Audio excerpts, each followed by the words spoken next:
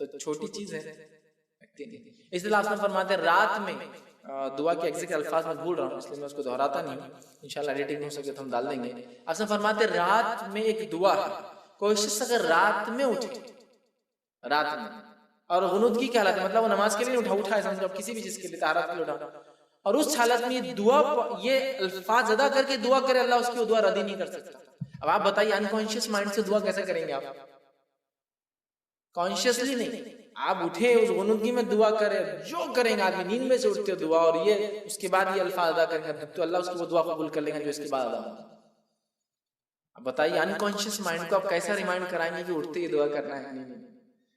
اگر یہ عادت جس کو لگ جائے تو بس پھر تو اس کا تو معاملہ ہی جو ہے وہ ہوگی کہ اس کو عادت ہوگا. تو یہ بڑی بات ہے کہ انکانشیس مائنڈ سے بھی اللہ کا ذکر کیا جائے. کانشیسلی تو ہمارا حال یہ ہے کہ ہم جب ہوش میں ہوتے تو نہیں ہوتا، تو بے ہوشی کی حالت میں کہ اللہ کا ذکر ہو.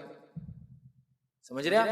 جب آدمی ہوش میں اللہ کا ذکر کا عادی ہو تو بے ہوشی میں بھی الفاظ وہی نکلیں گے نا اس کے منہ سے، اور جب ہوش میں بیکار کام کرے تو بے ہوشی میں وہی ہوتا. تو اچھی عادت ہے، بہت محنت کا نتیجہ ہوتی ہے عادت. اسی لیے لوگ تعریف کرتے جب کسی میں اچھی عادت ہوتی ہے. کیوں؟